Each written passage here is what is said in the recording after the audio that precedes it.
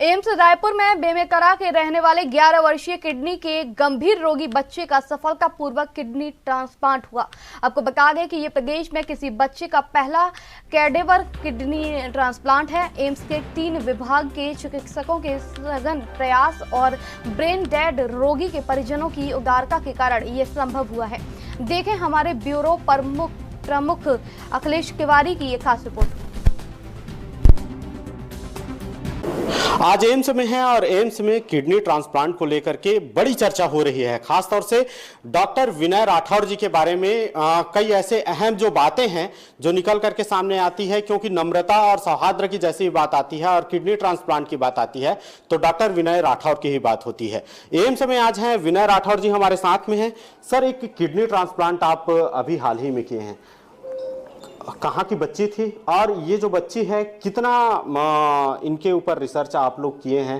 क्योंकि लगातार होता है, अमूमन देखा जाता है कि जो किडनी ट्रांसप्लांट होता है वो सक्सेस नहीं हो पाता है, लेकिन आप लोगों एम्स में ऐसी किस तरीके से तकनीकी के माध्यम से किडनी ट्रांसप्लांट कर रहे हैं और उनकी जो रिसर्च है आप लोगों की किस तरीके से रहती है ताकि आसानी से आप लोग लगाते हैं? और सभी दर्शकों को मेरा नमस्कार। जैसे कि आपने कहा कि किडनी ट्रांसप्लांट अभी हमने एक 11 साल के बच्चे का किया है।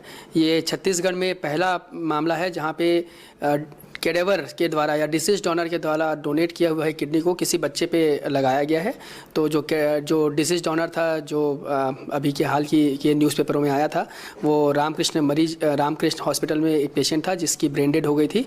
वहाँ से हमें एक किडनी प्राप्त हुई थी जिसको सोटो ने हमें किसी बच्चे में इम्प्लांट करने के लिए जो प्रायोरिटी लिस्ट होती है उसमें सबसे पहला नंबर उसी का था, तो उसको अलाउ किया और हमने वो किडनी ट्रांसप्लांट सक्सेसफुली किया।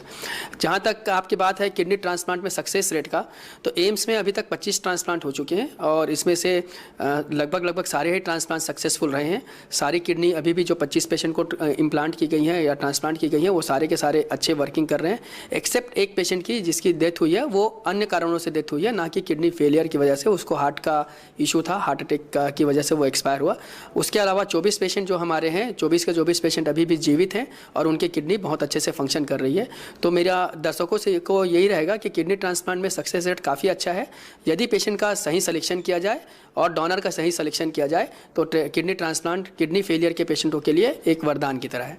सर, एक अहम सवाल ये होता है कि बच्चे लोगों में अमूमन समझाना बहुत कठिन हो जाता है, उसको किस तरीके से कन्विंस करते हैं? जी, तो ये बात बिल्कुल सही है कि बच्चों में एक तरीके से दवाइयों को प्रॉपरली दिलवाना और उनको ट्रांसप्लांट के लिए समझाना, ये बहुत एक अपने आप में एक चैलेंज होता है। तो ऐसे में माँ बाप का रोल बहुत इंपॉर्टेंट होता है। माँ बाप को हम काउंसिल करते हैं कि इनकी दवाइयों के ऊपर विशेष ध्यान रखा जाए। ये सामान्य बीमारियां नहीं है जहाँ पे आप एक डोज मिस कर देंगे तो भी कुछ नहीं होगा। यहाँ पे हर एक डोज इंपॉर्टेंट होता है। तो हम माँ बाप को बहुत अच्छे से समझाते हैं कि आपको कौन कौन सी दवाइयाँ कितने बजे देनी है, क्या क्या तकलीफ़ें हो सकती हैं जिसमें आपको आना है, और माँ बाप अमूमन वो समझ जाते हैं और जब भी जैसे जैसे हम इंस्ट्रक्शंस देते हैं उसको फॉलो करते हैं, तो ये इससे ट्रांसप्लांट का आउटकम बहुत इंप्रूव होता है बच्चों में भी। सर, ये किडनी की जो बीमारी है वो लगातार बढ़ते जा रहा है। खासतौर से छत्तीसगढ़ की बात की जाए या फिर पूरे भारत भर में आपके पास तरह तरह के लोग पहुंचते हैं। किस किस तरीके से सावधानी रखनी चाहिए ताकि जो किडनी है वो बची रहे, और अगर जो खराब भी हुआ है तो उसको ठीक करने के लिए क्या क्या सलाह आप लोग देते हैं? आपका बात बिल्कुल सही है कि आज के डेट में जो हमारी लाइफस्टाइल है उसकी वजह से काफ़ी हद तक किडनी की बीमारियां बढ़ रही हैं, और ये ना सिर्फ भारत में बल्कि पूरे विश्व में यह बात देखी जा रही है। और उसका सबसे प्रमुख कारण है जो हमारा खान पान है, डायबिटीज़ का प्रेवलेंस जो बढ़ता जा रहा है, ब्लड प्रेशर का जो प्रेवलेंस बढ़ता जा रहा है, और साथ ही अब जो हमारी जो आयु है, जो पेशेंटों की आयु है, जो सामान्य लोगों की आयु बढ़ते जा रही है, ये सब एक कुछ कारण है जिनकी वजह से किडनी की बीमारी बहुत तेज़ी से बढ़ते जा रही है। खास करके इसमें डायबिटीज़ और हाइपरटेंशन का बहुत बड़ा योगदान है। और नई बीमारियां जो देखने को मिल रही है वो भी ग्लोबल वार्मिंग या जिस तरीके से गर्मी बढ़ रही है उसकी वजह से भी किडनी को काफ़ी नुकसान होता है। तो ये सब कुछ चीज़ें हैं जिनकी वजह से किडनी की बीमारी बढ़ते जा रही है। जहाँ तक रोकथाम का सवाल है, बिल्कुल सबसे पहला रोकथाम के ऊपर ही हमारा जोर होना चाहिए ताकि हमारी किडनी स्वस्थ रहे, वो बीमार ही ना हो। और इसके लिए बहुत ज़रूरी है कि हम यदि हम डायबिटीज़ के पेशेंट हैं, बीपी के पेशेंट हैं, तो इनको कंट्रोल में रखें, बराबर डॉक्टरी सलाह लेते रहें। यदि हमें कोई दवाइयाँ लेनी है, खास करके जो दर्द निरोधक दवाइयाँ होती हैं, एंटीबायोटिक होती हैं, इसको बिना डॉक्टर के परमिशन के या बिना डॉक्टर के प्रिस्क्रिप्शन के ना लें, क्योंकि अमूमन सारी ही दर्द की दवाइयाँ और एंटीबायोटिक किडनी को नुकसान करने की क्षमता रखती हैं। इसके अलावा लाइफस्टाइल हमारे लिए बहुत ज़रूरी चीज़ है, तो कम से कम 6 से 8 घंटे की नींद होना, डेली फिजिकल एक्टिविटी कम से कम 30 मिनट की अच्छी खासी फिजिकल एक्टिविटी होना, ये बहुत ज़रूरी है। ये ना सिर्फ आपके हार्ट को बल्कि किडनी को भी बहुत स्ट्रांग रखती है। इसके अलावा विशेष रूप से जो हमें ध्यान देना होता है वो ये है कि कम से कम हम 8 से 10 ग्लास पानी पिएं, 2 से 3 लीटर तक का पानी अपना इंटेक रखें। अपने को आपको डिहाइड्रेट, इस भीषण गर्मी में जो हमें पता भी नहीं चलता हम डिहाइड्रेट हो जाते हैं, थोड़ा सा काम करते हैं और डिहाइड्रेट हो जाते हैं, तो अपने साथ एक बॉटल लेके चलें। कभी भी प्यास लगे तो पानी पिएं, उसको इग्नोर ना करें अपने प्यास को, ये बहुत ज़रूरी चीज़ है। और नमक के सेवन को थोड़ा कम करें। तो इन सब चीज़ों से हम अपनी किडनी को अपना स्वस्थ रख सकते हैं।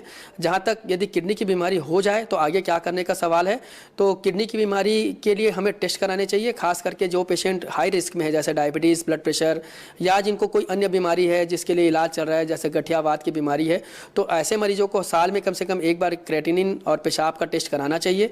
और यदि बीमारी जल्दी पकड़ में आ जाती है तो उसका इलाज आज के डेट पे संभव है, बहुत अच्छी मेडिसिन अवेलेबल है जिससे हम किडनी की बीमारी को आगे बढ़ने से रोक सकते हैं, बशर्ते कि किडनी की बीमारी हमें समय रहते पता चल जाए।